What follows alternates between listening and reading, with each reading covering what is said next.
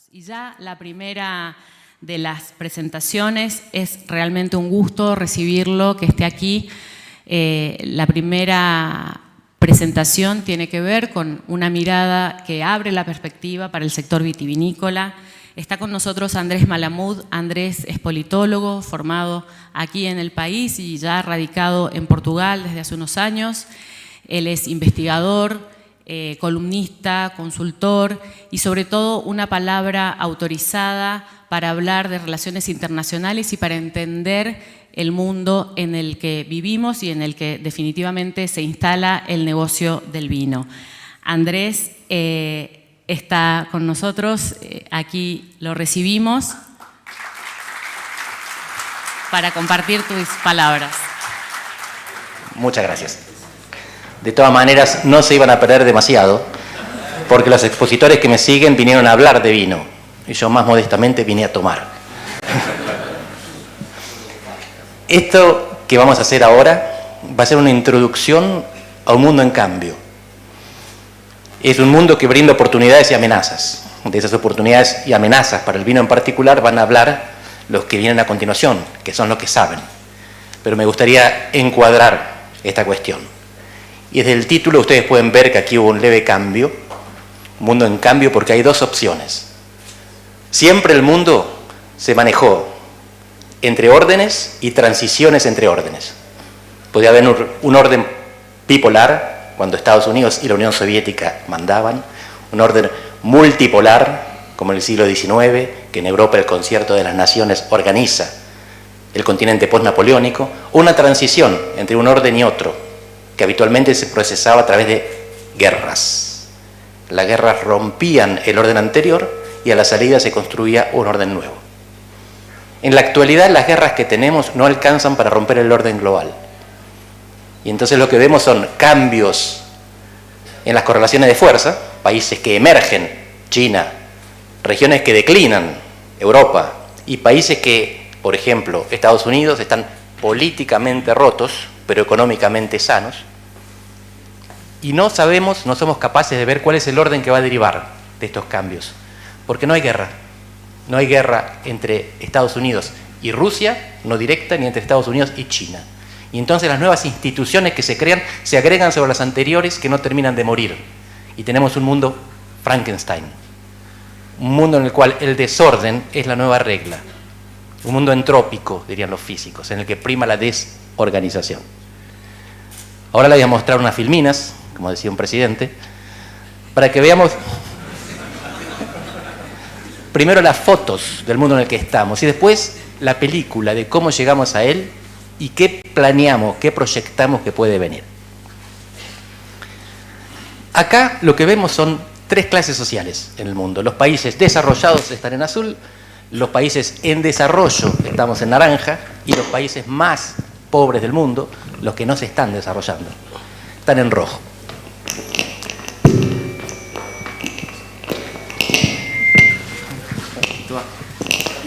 ¿Es el micrófono, por favor? Gracias. Acaban de ganar el premio Nobel 3 economistas por afirmar que las instituciones determinan el desarrollo. Ellos dicen que hay dos tipos de instituciones, las inclusivas y las extractivas. Las inclusivas generan prosperidad colectiva, las extractivas generan prosperidad para la élite, que se la propia, y no desarrollo para la sociedad. Ellos contrarrestan argumentos previos que hablan de la geografía y de las políticas públicas. Hay gente que pensaba que con apertura y competencia alcanza para desarrollarse. Ellos dicen no, hacen falta tribunales, hace falta respeto por la propiedad privada, hace falta seguridad jurídica. Vamos a ver si es así. Los países desarrollados acá son el cuadrante noratlántico, Oceanía y algunos países del Pacífico y alguna extensión occidental en Medio Oriente. Estos países son de tres tipos, son cerca de 50. Los primeros son los pioneros, Inglaterra y los que contra ella competían, Holanda, Alemania, Francia. Inglaterra se desarrolla mientras era una potencia esclavista que poseía la mitad del mundo en forma de colonia. Inglaterra no se desarrolló solita, merced a sus innovaciones tecnológicas, como las cercas, motor de vapor y las máquinas de hilar. Eso también, pero no solamente. Fueron instituciones extractivas las que permitieron que instituciones inclusivas funcionasen. Derecho de propiedad en Inglaterra, esclavos en las colonias. Los siguientes países que se desarrollan son los herederos. Estados Unidos, Canadá, Australia, Nueva Zelanda, los que eran Gran Bretaña y dejan de serlo, pero mantienen la vía al desarrollo. Y los terceros países son invitados.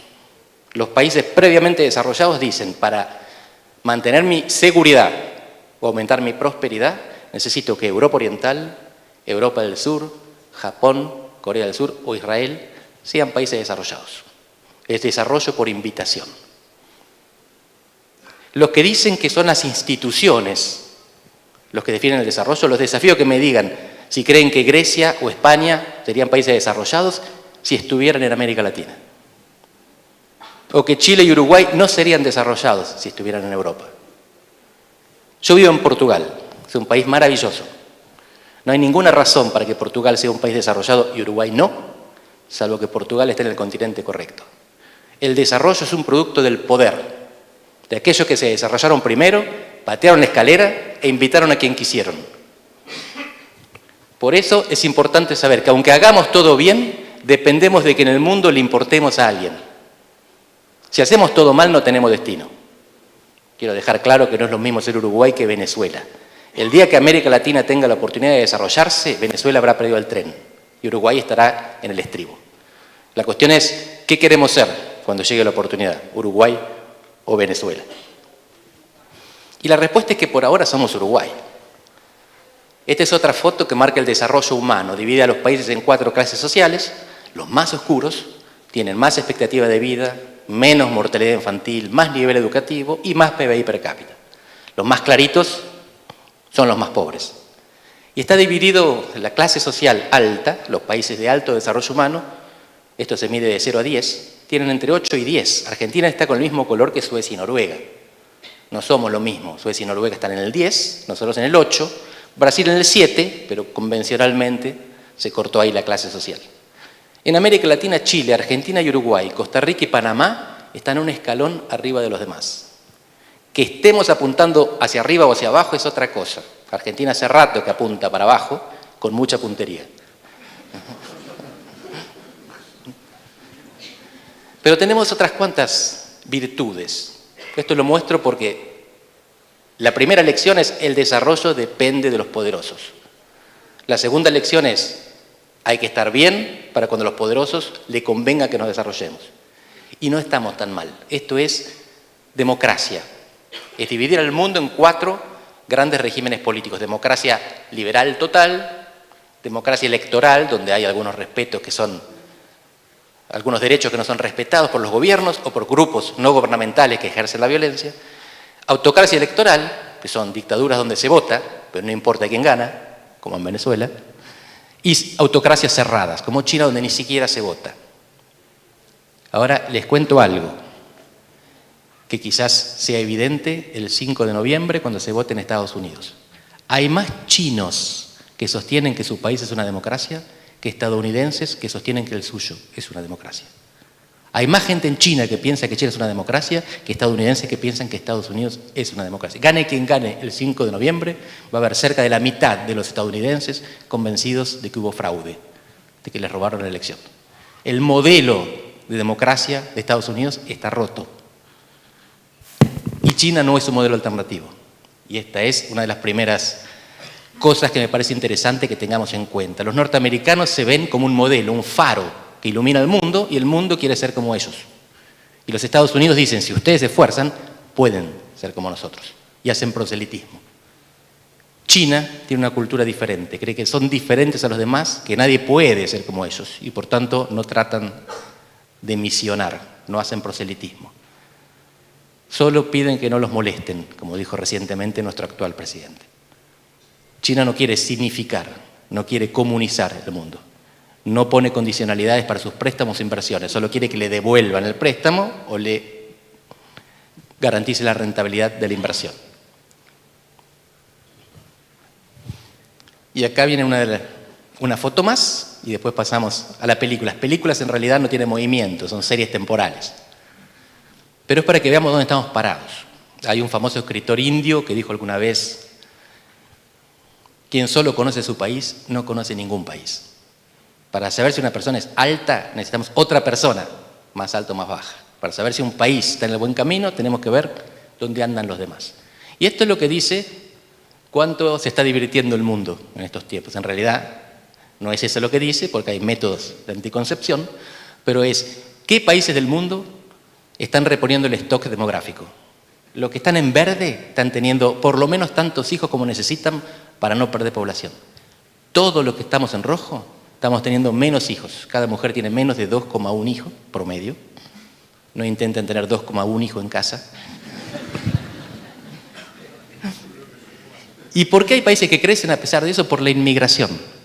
Sin la inmigración habría colapso demográfico en todo Occidente. Hay países que colapsan demográficamente igual. Japón, que tiene una gran resistencia a la inmigración. Rusia, por diferentes razones, pierde población de manera acelerada. Italia, es una pena porque es un lindísimo país, pero en Italia está desapareciendo el concepto de hermano y de primo porque ya nadie tiene hermanos en la generación anterior y por lo tanto primos en la actual. África es el continente que viene. Si le va bien, se va a convertir en el motor de crecimiento mundial. Y todos estamos deseando que tomen mucho vino. Si le va mal, es una bomba de tiempo haciendo tic-tic al lado de la Unión Europea. Y esto ya tiene impacto sobre las elecciones en la Unión Europea. Y acá empieza la película. 1950, 2100, 150 años de demografía en 4 regiones. Europa ya alcanzó el pico demográfico. Europa está decreciendo, incluso con inmigración. América, toda América, de Alaska a Tierra del Fuego, está a punto. Asia está cerca de llegar al pico, y fíjense, el pico de Asia está 5 veces arriba del nuestro, tienen 5 veces más población. Y África es lo que viene. En 2100 no todos estaremos vivos para testificarlo, pero fíjense que en 2050 ya África nos duplica o triplica. Duplica América, triplica Europa. Europa es chiquitita, rica y vieja. África es enorme, joven y pobre. ¿Qué puede pasar si no migraciones masivas de África hacia Europa? Y es lo que está pasando. Última tendencia demográfica. La mitad de la humanidad vive en este círculo iluminado. Por los fenotipos presentes, yo veo que no estamos acostumbrados en el día a día a interactuar con la mitad de la humanidad. Y si amplían el círculo, en Asia vive el 60% de la humanidad. Hay un potencial extraordinario en este mundo. Extraordinario. El potencial como oportunidad y el potencial como amenaza, para hacer guerras o para hacer comercio. Pero más allá de que se aproveche o no, esto es así. Y va a seguir creciendo en esta dirección. América Latina fue históricamente la periferia de Occidente, es decir, la periferia del centro. Y hoy Occidente se torna periférico. América Latina es la periferia de la periferia. Y esto puede ser detrimental, puede ser agresivo para el orgullo de un argentino. Estar en la periferia de la periferia. Y sin embargo, la distancia, que siempre fue un costo, hoy es un bono, es un activo. Porque en casi todas las regiones del mundo hay guerras, hay bombas. Ayer cayeron sobre Teherán. Teherán, la civilización persa, es una de las más antiguas del mundo. Se están rompiendo esas civilizaciones entre sí. Estar lejos de los centros de conflicto geopolítico hoy conviene. Cuando alguien hace una inversión, piensan 2 cosas: relación costo-beneficio y riesgo político. Si pongo esto, ¿cuánto saco? Y si pongo esto, ¿lo recupero? ¿O alguien me lo va a bombardear o expropiar? Eso es costo político. El que hace relación costo-beneficio se está olvidando de la posibilidad de no recuperar la inversión, no solo de no obtener la ganancia. Y ya estamos en este mundo, que no es nuestro mundo cotidiano, por eso tenemos que ver estas fotos para hacernos a la idea. Los países más ricos del mundo, Canadá y Estados Unidos, Europa y Japón, tenían el 60% del PBI del mundo en 1990, 30 años después, tienen menos del 40% y cayendo. El resto es Asia sin Japón, viene de la nada, 15% a 40% y creciendo. Si nos quedamos quietos, nos hundimos con nuestra demografía. Si nos movemos, podemos despegar con la demografía del mundo. estamos moviendo, pero para abajo. Esto que les muestro son 5 años de cambio de PBI, crecimiento económico. Y lo que me interesa destacar, además de que Argentina está última, pero esto se puede resolver, de hecho los numeritos son más favorables en estos últimos meses, que Alemania está con nosotros. Se habla mucho del acuerdo entre el Mercosur y la Unión Europea. La Unión Europea es una región tan o más decadente que América Latina. Lo que pasa es que está mucho más alto. Hasta que ellos lleguen a nuestro nivel, hasta que el gordo adelgaza, el flaco se muere de hambre, decía mi abuelo. Pero Alemania, que es el país más poderoso de Europa, tiene 4 vulnerabilidades, 4 dependencias. Era energéticamente dependiente de Rusia. Cuando se cortó el gas después de la guerra, Alemania pasó de ser superavitario a deficitario, de exportar a importar, de crecer a la recesión. Dependiente energéticamente de Rusia, dependiente comercialmente de China, a la que le vende más que a Francia, dependientemente militarmente de Estados Unidos, sin el cual no se defiende, y dependiente moralmente de Israel, al que no puede contradecir.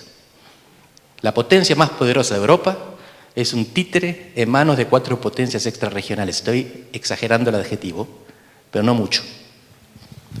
Y todos los países que más crecen, o la gran mayoría, son de afuera de Occidente. Turquía, India, Irlanda es una excepción, China, Malasia, Taiwán, Indochina. Ese es el mundo que crece. Y no son todos musulmanes. Algunos toman alcohol con mucho placer. Muchos musulmanes también. Por ejemplo, los europeos, Bosnia, Kosovo. Y lo que se viene en el mundo occidental, es más cañones y menos manteca. 1872-2022, son 150 años de inversión militar, el gráfico empieza arriba, y social. Fíjense cómo en el 1960 se cruzan, previamente los picos son las guerras mundiales, el gasto militar en términos relativos como porcentaje del PBI se desploma. Gastan mucho en armas, pero mucho menos que en jubilaciones. Y ahora tiene una guerra en la frontera. Algunos dicen no es en la frontera, Ucrania no está en la frontera de Europa, está en el centro de Europa. Y tienen que aumentar el presupuesto en cañones, pero el presupuesto es limitado. Van a tener que repartir menos manteca. Lo que viene en Europa es mucho más conflicto social porque tienen que ajustar para defenderse. Otra vez, en Europa lo que se viene no es agradable. Sigue siendo el mejor continente para vivir, no es el mejor continente para soñar. Y por eso la juventud cae. Y esto, no quiero ser muy específico con las guerras, pero las guerras son lo que está pasando en el mundo. Hay guerra en Asia, hay guerra en Europa y hay guerras en África. No hay guerra en América. Somos diferentes al resto del mundo. Y no es de ahora, ya les cuento. Pero el 5 de noviembre se vota y el tipo que quizás gane las elecciones en Estados Unidos dice que acaba con la guerra en un mes. Y acaba con la guerra muy fácilmente, deja de financiarla. Si se termina la guerra y gana Rusia, la Unión Europea le meten una dinamita en los cimientos. No consiguió, siendo rica y teniendo las armas más sofisticadas del mundo, defenderse de una potencia decadente que ellos llamaron alguna vez una bomba de servicio, una estación de servicio con bombas nucleares. Porque Rusia tiene gas, petróleo y misiles. Y sin embargo, podría ganar. Pero mucha gente ve el mundo y se preocupa por esta otra guerra potencial, por China queriendo recuperar Taiwán. Y esto es importante. China considera que Taiwán es China y Taiwán considera lo mismo. Cada uno reclama la auténtica chinidad para sí mismo. Lo mismo pasó con Hong Kong, con Macao y con todas las zonas interiores y exteriores que China reclama o domina. China no tiene flotas para ir a dominar el mundo más allá de sus fronteras territoriales o marítimas. Esto es algo que Occidente no dice. Occidente dice China es un peligro porque quiere ser imperialista. En realidad, China está rodeada por Occidente y no al revés. Esto es el AUKUS, una alianza entre Australia, Gran Bretaña y Estados Unidos, llena de portaaviones, a punto de construir submarinos nucleares en Australia, que es el único de los 3 que no los tiene, todo para rodear a China. Oyeron hablar de Tucídides, un griego, uno de los 2 griegos que inventaron la historia, con Herodoto. Y en la guerra del Peloponeso, que es la que empieza la tradición de estudiar transiciones hegemónicas, que es... Hay mucha gente llamando. Cuando una potencia emergente desafía una potencia existente. Y él dice, fue el miedo que la emergencia de Atenas instiló en Esparta lo que tornó la guerra inevitable. Fue el miedo del que estaba arriba, no la emergencia que está. El de abajo emerge, el de arriba se asusta y va a la guerra. Si hay guerra en el mar del sur de China, es por Estados Unidos, no por China. Porque Estados Unidos, cuando le pusieron misiles nucleares en Cuba en 1962, le dijo a la Unión Soviética, sácalos, el patio es mío. Y la Unión Soviética los sacó. Este es el patio de China. No estoy haciendo juicio de valor normativo ni ideológico. Estoy contando cómo sabemos que funciona la historia y las relaciones internacionales desde los griegos.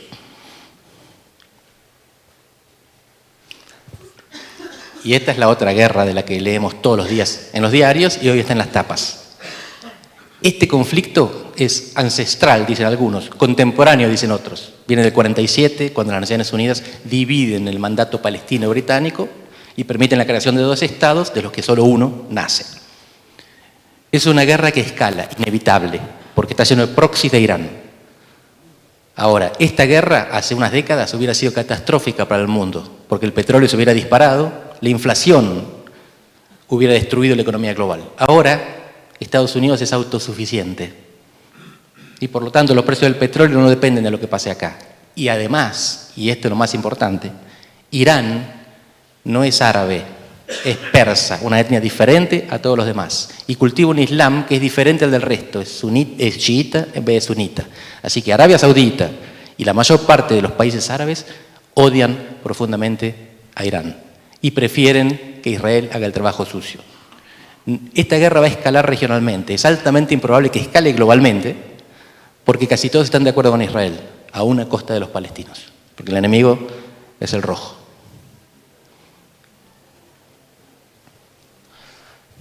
Voy terminando la parte internacional antes de entrar un ratito corto en América Latina. Cambio climático, hay gente que lo acepta, gente que lo niega. Cada vez son menos los negacionistas. Lo que yo voy a sugerir es que muchos de los que lo aceptan no le temen, son hinchas del cambio climático. Les conviene. Piensen sobre todo en Rusia, que tiene la Siberia congelada, la Siberia helada y el Ártico congelado. Si el cambio climático descongela el Ártico, va a tornar Siberia cultivable y el Ártico navegable. Rusia va a ser más productiva y el flete va a ser más barato. Y China va a tener que dejar de mandar los barcos por el Océano Índico, sujeta a los piratas y a los misiles de los hutis en Yemen, y va a mandarlo por arriba, que es mucho más corto, mucho más barato. El cambio climático significa quizás que en el futuro los rusos pueden cosechar uvas en Siberia. Apurémonos antes de que eso pase. Pero esto es cómo cambió el mundo de nuevo. Por las caras que veo, hay muchos que ya habíamos nacido en 1970, por suerte muchos no. Son 50 años. En esos 50 años vemos el PBI de estos países, el tamaño de las economías. Estados Unidos está siempre grande, siempre arriba. Europa va variando internamente, pero es Asia la que más cambia. Era la Unión Soviética hace 50 años, Japón hace 25, cuando Bush hacía un viaje para pedirles que por favor no los invadan vendiéndoles más autos, ni les compren todas las propiedades en Nueva York. Y ahora China. El dinamismo que tiene Asia es inimaginable hasta que vemos 50 años, nada más, de historia económica mundial. Esto es lo que está pasando y va a seguir creciendo Asia y va a tener globos cada vez mayores, porque viene India y después Indonesia, que está ahí cerquita. Y esto es una manera de medirlo más comprimida en el tiempo. Todavía en 20 años, los países azules son los que comercian más con Estados Unidos que China. Naranja, al revés. Fíjense, del 2000 a 2020, ¿cuántos países cambiaron de principal socio comercial entre las dos grandes potencias? Primer dato, emergencia global China. Segundo dato, sacando Europa, que en Europa en realidad la mayor parte de los países tiene a Alemania como principal socio comercial. América Latina queda partida al medio. La emergencia china homogeneiza Asia, homogeneiza África, homogeneiza Oceanía y divide América Latina. México sigue siendo parte de la órbita económica de Estados Unidos. Nosotros no. México vende el 80% de exportaciones a Estados Unidos, Brasil el 10% y el 40% a China. cambió el mundo. Cambió de manera no solo irreversible, sino incremental. Va a seguir en esta dirección.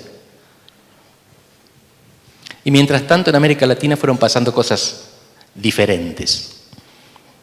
Este gráfico, la manera muy simple de leerlo es rápido crecimiento económico hacia la derecha, del eje vertical a la izquierda y que vamos para atrás. Y después, cuanto más arriba, más estabilidad política, cuanto más abajo, menos. La estabilidad política no es solamente el presidente que termina el mandato, es también la cantidad de manifestaciones u organizaciones terroristas que se encargan de poner límites al ejercicio de la democracia y las instituciones. Institucionalmente Argentina no está tan mal. Económicamente los últimos 20 años fueron una tragedia. Pero guarda que Brasil y México no están muy lejos y son las 3 potencias económicas de América Latina. Los países a los que le va bien en América Latina son chiquitos. Uruguay, Costa Rica, Panamá, Chile, que le iba bien hasta 2019 y ahora menos. Los países chiquitos no arrastran. Faltan motores en América Latina, sobran lastres. Pero Venezuela, Venezuela está ahí abajito, lo pusimos ahí intencionalmente, en realidad tendría que estar abajo del gráfico, no entraría.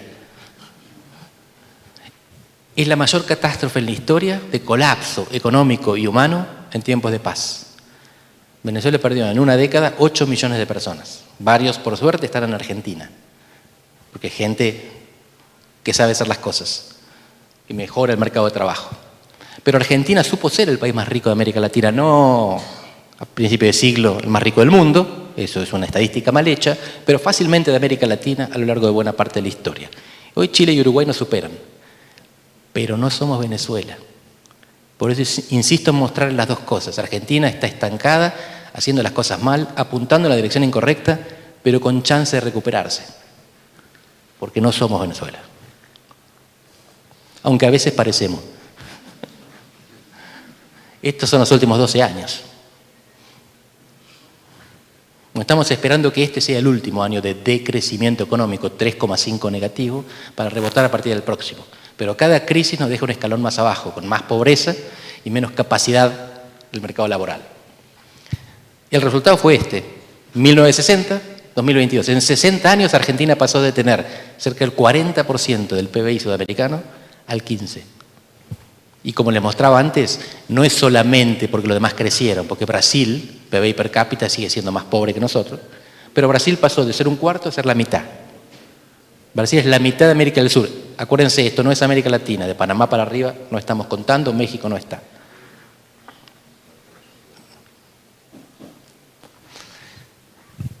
Pero ahora les quiero mostrar algo que está pasando en todo el mundo para que pensemos cuánto de eso se está viendo también acá. 4 países, uno de ellos Corea del Sur, que no es occidental, pero es desarrollado. Estados Unidos, Alemania, Gran Bretaña. Línea roja, mujeres, línea celeste, varones. Estos gráficos miden diferentes periodos, de 1990, 1980, 1990, 2005, son entre 15 y 30 años. Y esto lo que muestra es conservadurismo o progresismo. Históricamente los jóvenes siempre fueron más progresistas que los padres. Siempre.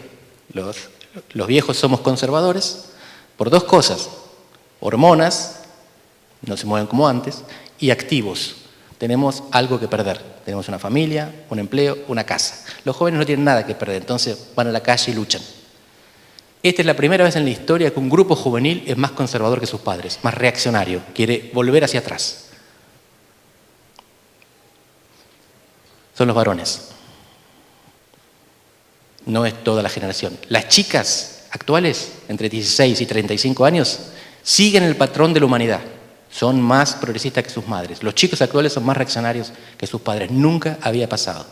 Esto tiene consecuencias de varios tipos. La primera, está reduciendo el nivel de natalidad. Los chicos se conocen más tarde, tienen relaciones más tarde, se casan más tarde, tienen menos hijos cuando tienen hijos. Algunos tienen hijos de 4 patas. Y además genera conflictos políticos. El resultado electoral de la mayor parte de los países que les vengan en mente varía en función de si votaron mujeres o varones. Si votan solo las mujeres, gana un candidato. Si votan solo los varones, gana otro candidato. Y todo esto, esta división, ustedes, si tienen un hijo y una hija, los desafío que piensen, si no responden a este patrón, Pero además esto se multiplica en las redes, tienen diferentes influencers, mucho más agresivos y fascistas, y eso se manifiesta en los liderazgos políticos que estamos viendo, sobre todo masculinos y agresivos. Milei, Bolsonaro, Trump, el de Vox en España y así. Esto es un cambio social que tiene impacto económico por la demografía y político por las elecciones. Y un ejemplito de la última elección brasileña. Estos son los seguidores en redes de Lula y de Bolsonaro. Se supone que las redes son de los jóvenes. Los viejos, algunos ven televisión, los jóvenes ya no. Facebook es la red de los más viejos, TikTok la de los más jóvenes. Están ordenadas etariamente. Bolsonaro le gana a Lula en todas. Hay más juventud con Bolsonaro que con Lula. La rebeldía se ha vuelto de derecha, como dice Pablo Stefanoni, que es un sociólogo argentino. Hoy los rebeldes son de derecha. La izquierda se volvió complaciente y en vez de defender los intereses de las mayorías, defiende un collage de identidades minoritarias. Y ahora, para hacer un poquito más la licuadora, volvemos a la economía material, porque lo que quiero es que la juntemos para saber lo que está pasando entre las cabezas y los bolsillos de las personas. Solemos pensar que Argentina es un país dotado de recursos. Tenemos extensión, el país más ancho, más largo, más bonito. Estos son los principales recursos naturales del mundo, y este es el podio. El podio actual, no es las reservas, es lo que se produce. Estamos solamente en el podio de la soja. Y tercero, ¿tenemos reserva de litio? Sí. Acaban de descubrir más en Estados Unidos. La salida de Argentina no es por los recursos naturales. Nichos sí, hay provincias que pueden desarrollarse con recursos naturales. El país no. Necesita agregar valor. Necesita agroindustria, necesita industria del conocimiento, necesita infraestructura, logística, servicios. Todavía no estamos acostumbrados a pensarnos de esa manera. Y otra vez, no significa que las exploraciones de recursos naturales deban evitarse, deben explotarse, pero no alcanza. Y la solución, si lo que les decía antes es correcto, depende de las oportunidades del mundo, pero no de las inversiones del mundo. Esto es, ¿cuántos dólares están en manos de países extranjeros? Lo que se llama fuga, formación de capitales externos. Los 5 países que tienen más dólares fuera de Estados Unidos son una dictadura petrolera, Emiratos Árabes Unidos, una dictadura petrolera, Venezuela, una dictadura petrolera, Arabia Saudita, una dictadura petrolera, Rusia y nosotros. No somos una dictadura petrolera, pero nos comportamos como si. Nuestras élites la tienen afuera. Y es razonable, no son perversas, son racionales. Si la dejan acá, se la expropian, la traen cuando se la blanquean, cuando les permiten el blanqueo. Argentina tiene parte de la solución en sus manos. Un mundo que le da oportunidades. Si ustedes vieron la demografía y lo pensaron para el vino, piénsanlo para todo lo que podemos producir. Y capitales propios. Porque los de afuera, Elon Musk pone tweets. ¿Plata hasta ahora? No.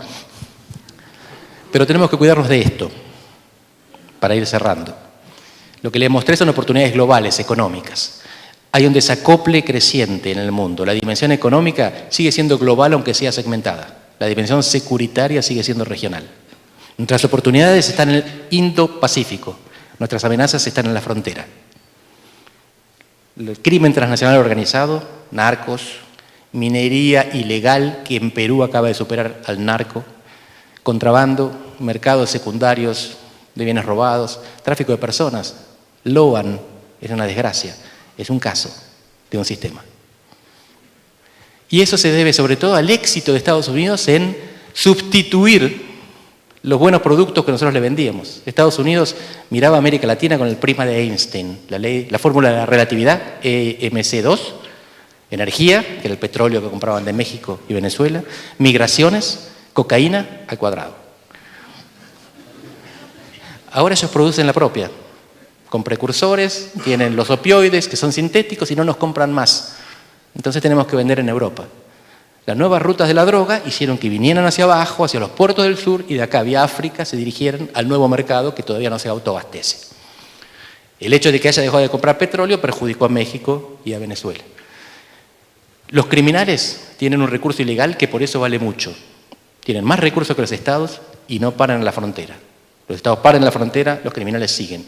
Y los estados les pagan la cárcel para que ellos desde ahí gobiernen su negocio. Esto lo tenemos que pensar a nivel regional. El crimen está organizado regionalmente, los estados no. Pero la nueva organización regional tiene que apuntar a esto, a curarse de los problemas de seguridad, no a crear mercados globales. El Mercosur no va a funcionar nunca como un mercado global porque nuestra soja, Brasil no la precisa, ni viceversa. Nicho sí, el vino de Brasil no se compara con el nuestro. Pero después, China, India, Indonesia ofrecen mucho más oportunidades que el vecino. Pero la amenaza viene del vecino, más que la oportunidad. Nueva orden mundial se empieza a definir el 5 de noviembre, aunque muchos creen que esto no es tan importante, porque, otra vez, gane quien gane, el otro, si es Kamala, ella va a aceptar la derrota, pero los demócratas no van a estar convencidos de que ese delincuente no se robó la elección con la ayuda de Putin. Este era el viejo mundo, el mundo geopolítico de las guerras convencionales.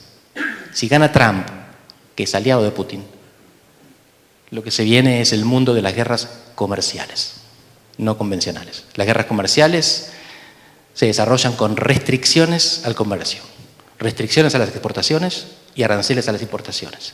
Si Trump hace lo que promete, China se va a desacoplar económicamente de Estados Unidos. Va a comprar soja y vino en otros lados. Fíjense qué paradoja. Si gana Trump, que es peligroso para la democracia, puede ser una gran oportunidad para América Latina, en especial para Argentina, porque Trump va a entregar el mundo a los que estén ahí dispuestos a trabajarlo. Gracias.